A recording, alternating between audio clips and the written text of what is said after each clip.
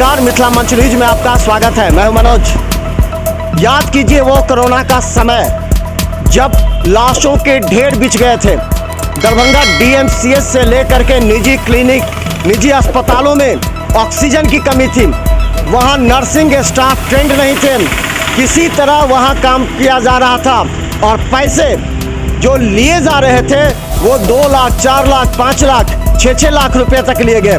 लेकिन जान कितने लोगों की बची और क्या हुआ वो हम आपको आज दरभंगा के तमाम नर्सिंग होम का एक बार फिर से विश्लेषण करेंगे और आपको बताएंगे।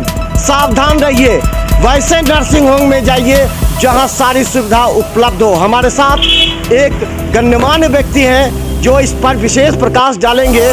क्या याद है आपको जो 2021 में जो कोरोना के कारण मौत हुई थी, क्या स्थिति थी उस समय? तो क़यामत बरपा हुआ था आम जनता के ऊपर।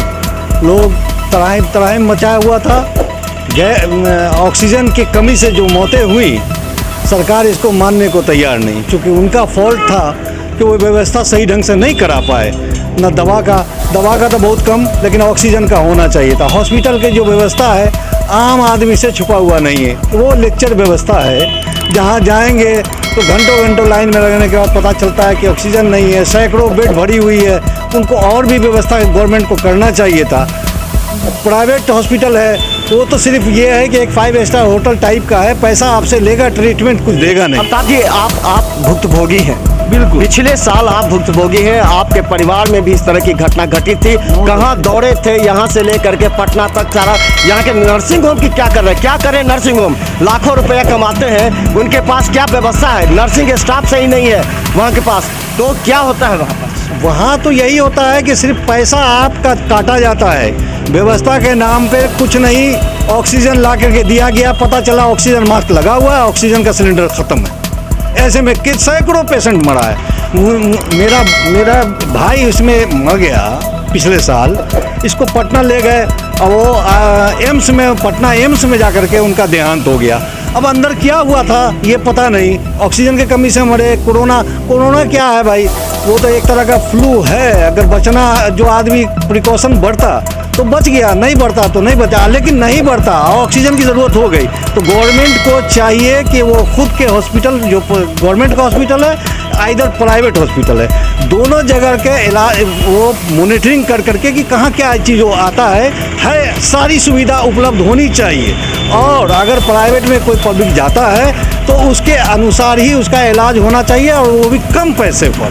गवर्नमेंट में तो चलिए फ्री है, लेकिन प्राइवेट में एक फिक्स होना चाहिए। क्या उम्मीद करते हैं इस बार 2022 में एक बार फिर डेल्टा वेरिएंट एक बार फिर से दस्तक देने लगा है?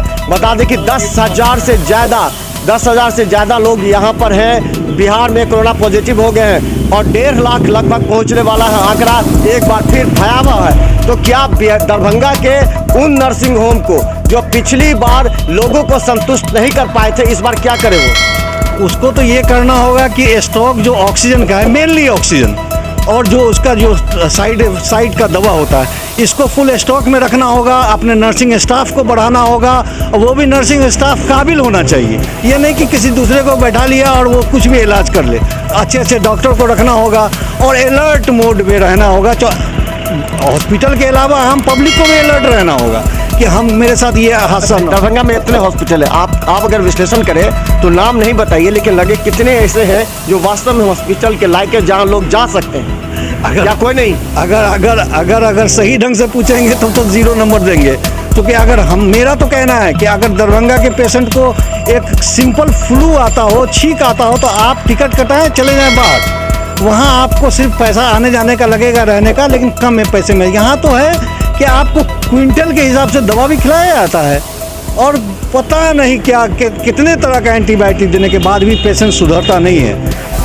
वो बहुत बुरा हालत है। नर्सिंग होम को नर्सिंग होम लोगों को क्या कहिएगा? उनको ये कहेंगे कि थोड़ा प्रोफेशनल तो हैं आप, ये सब आदमी जानता है, प्रोफेशनल बने, लेकिन थोड़ा सा उसमें गुंजाइश रखें कि इतना नहीं प्रोफेशनल बनना है कि आम जो जनता है वो मरे। सही इलाज हो, सही दवा चल जाए, दूसरा दवा कुछ हो, इलाज कुछ हो, अननेसेसरी का जांच बढ़ा देते हैं। जो लगे कि एक्यूरेट वो ज़रूरत है उतना ही तक करें तो पेशेंट का भी जान बचेगा।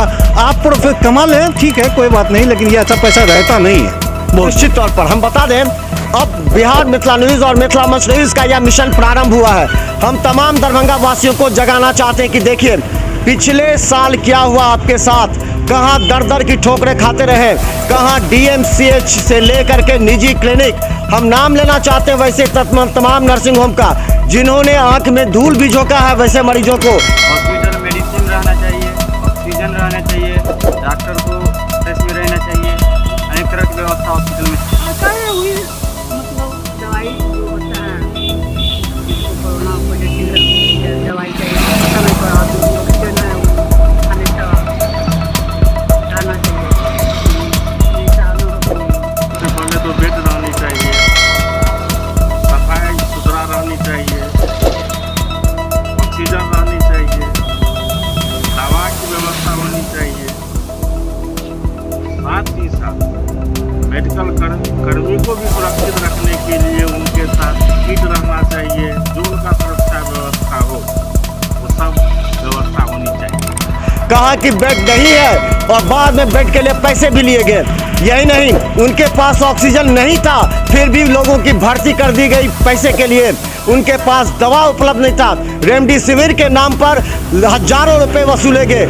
इन तमाम खामियों के बावजूद एक बार फिर से आपकी जिंदगी खतरे में है। ऐसे में कौन सा नर्सिंग होम या हॉस्पिटल आपके लिए उपयुक्त होगा वो बता दें। फिलहाल दरभंगा डीएमसीएच अलर्ट मोड पर है। 120 बेड का जो आइसोलेशन बेड है वो तैयार है। बेड पर ऑक्सीजन के सिलेंडर नहीं बल्कि पाइपलाइन के जरिए इस बार पहुंचाया गया है और करीब इतना भरपूर से ऑक्सीजन यहां उपलब्ध है कि डीएमसीएच से आपको जाने की आवश्यकता नहीं पड़ेगी। लेकिन अगर आप जाते हैं तो निश्चित तौर पर चयन करें कि वो कौन सा नर्सिंग होम है जो आपकी जान बचा सके। तो देखते रहिए बिहार मिथिला न्यूज़। धन्यवाद।